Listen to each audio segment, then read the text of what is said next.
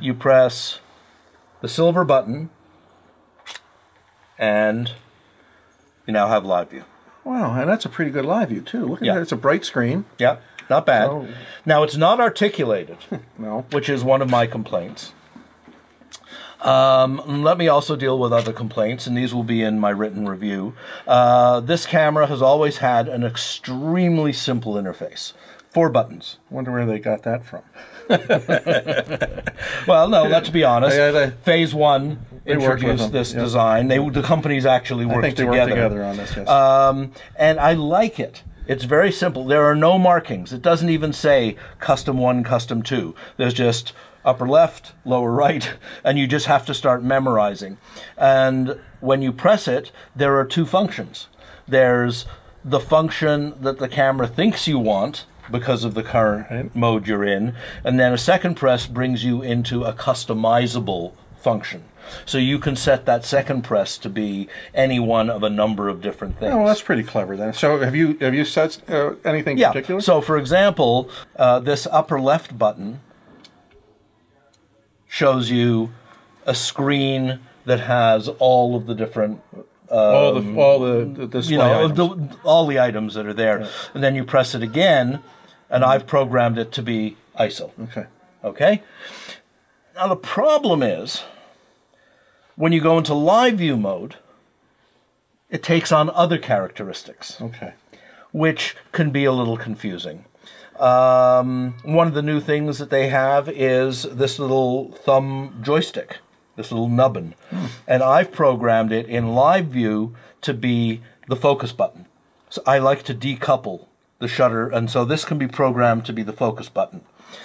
Otherwise, it also becomes the scroll through menus button, although you can also scroll through buttons other ways.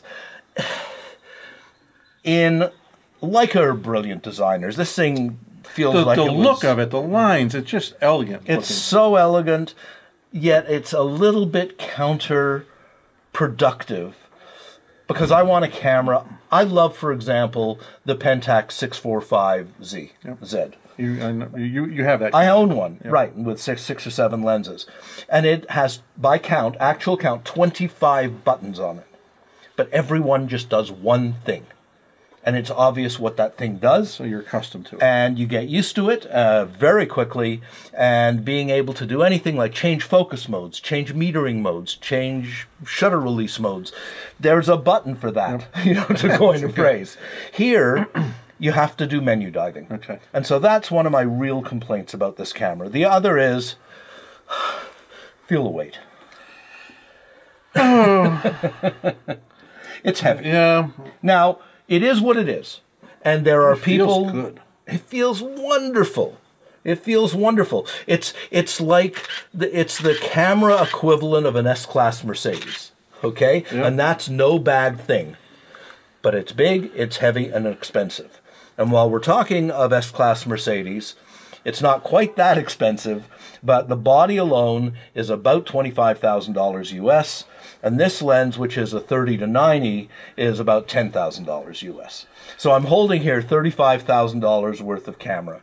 And whether it's worth it for any particular photographer, simply a matter between you and your financial advisor, which may be your husband or wife or accountant.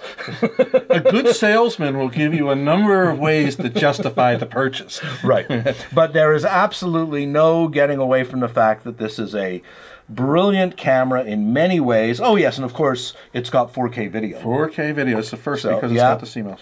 4K video, live view, built like the proverbial brick outhouse, aesthetically wonderful.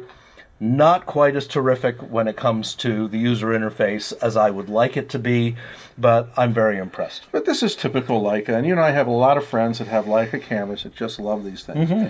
And I suppose, if you can afford it, it's a great, nice camera to have. I mean, absolutely. And I would not argue that you not buy an S-Class Mercedes if you can afford one.